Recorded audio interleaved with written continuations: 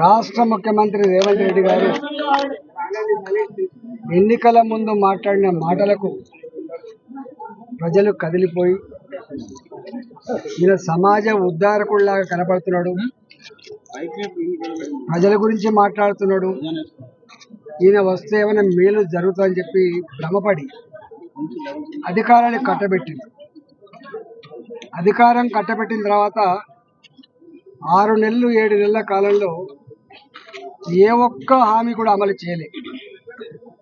ఉద్యోగాల కల్పన, welfare activity, పేదలకు ఇండ్ల పట్టాలు, పేదలకు డబుల్ బెడ్రూమ్ ఇండ్లు, పెన్షన్లు పెంచుడు, కళ్యాణ లక్ష్మి తులం బంగారం ఇచ్చుడు, అన్ని ఏ ఒక్కటి కూడా ఒక్క బస్సులలో మహిళలకు ఉచిత ప్రయాణం తప్ప, ఆ బస్సులలో ఉచిత ప్రయాణం మహిళలకు ఇచ్చినాడు, భ్రమపడ్డరు, సంతోషపడరు.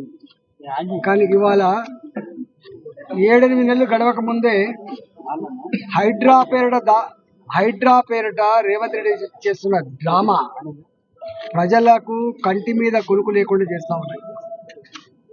చాలామంది సంఘ సంస్కర్తలు, పర్యావరణ శాస్త్రవేత్తలు, సమాజ హితం కోరేవాళ్ళు రేవంత్ రెడ్డి మాటలకు భ్రమపడి చాలా గొప్పగా చేసేటట్టుంది రేవంత్ రెడ్డి అని చెప్పి ఆయనకు జేజేలు కూడా పలికిండు.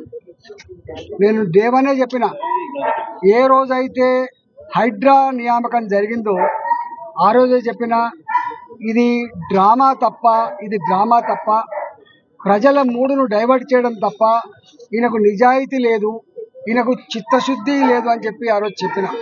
ఇదో డ్రామా అని చెప్పినాడు. నా మీద చాలామంది విరుచుకుపడ్డారు. నేను ఆ రోజు అడిగిన, అయ్యా చెర్లల్లో ఏ ఎఫ్టీఎల్ అయితే మీరు చెప్తా ఉన్నారో, ఏ బఫర్ జోన్లలో ఇండ్లు ఉన్నాయని మీరు చెప్తా ఉన్నారో, అవన్నీ కూడా నువ్వు ప్రచారం చేస్తున్నట్టుగా, నీ అధికారులు చెప్తున్నట్టుగా అవి ప్రభుత్వపరమైన భూములు కావు, అవి ప్రైవేటు భూములు. ఆనాడు వ్యవసాయం చేసుకునేవాడు చెర్లల్లోకెళ్ళి నీళ్ళు తీస్తే ఆ భూములు తేలితే వ్యవసాయం చేసుకునేవాళ్ళు. చెరువు కింద గుంటడి వ్యవసాయం లేదు, చెర్లా గుంటడి వ్యవసాయం చేసుకునే ఆస్కారం లేదు. ఆనాడు ధర లేనప్పుడు వదిలిపెట్టింది. కానీ ఇలా 20 కోట్లకు 10 కోట్లకు ఎకరమైన నాడు వాళ్ళ కళ్ళల్లో అయ్యో మా భూమి, మా పట్టా భూమి కదని చెప్పి అనుకున్నారు. అనేక చెర్లల్లో, కుంటలల్లో ప్రభుత్వాలే స్వయంగా పట్టాలు ఇచ్చినాయి, ఇల్లు కట్టించుకునే పర్మిషన్లు ఇచ్చిండ్రు. ఇవాళ మీ అధికారులు, ఆనాడున్న జిహెచ్ఎంసీ అధికారులు కావచ్చు, ఆనాడు ఉన్నటువంటి కలెక్టర్ రెవెన్యూ అధికారులు కావచ్చు, ఆనాడు ఉన్నటువంటి సబ్ రిజిస్ట్రార్లు కావచ్చు, ఇవన్నీ కూడా బాజాప్తా పేదవాళ్ళు, ఇళ్లల్లో పనిచేసుకునే వాళ్ళు, ప్రైవేట్ కంపెనీలో పనిచేసుకునే వాళ్ళు, ఏ పూటకు ఆ పూట బతికే వాళ్ళు, ఒక 20 ఏళ్ళు 30 ఏళ్ళు కష్టపడితే రేకుల షెడ్లు వేసుకున్నారు, వాళ్ళు ఇల్లు కట్టుకున్నారు. ఈ ఇల్లు కూలగొట్టద్దని చెప్పినాడు. చాలామంది రాజేందర్ గారు ప్రగతి నాటుకుంటుందని చెప్పి పట్టిండు. కానీ వాళ్ళ అక్షరాల నిజమైపోయింది. నల్ల చెరువులో క్యాటరింగ్ చేసుకునే వాళ్ళు, ఫ్లెక్సీ షాప్ పెట్టుకునే వాళ్ళు వాళ్ళ మీద పడి ఒక్క నిమిషం కూడా ఛాన్స్ ఇవ్వకుండా మిషన్లతో తొక్కి కాళ్ళ మీద పడుతున్నప్పటికీ కూడా కనికరం లేకుండా శత్రు దేశాల సైన్యాలు మన మీద దాడి చేసినప్పుడు ఎంత శత్రుపూరితంగా వివరిస్తూ అట్లా వివరించారు.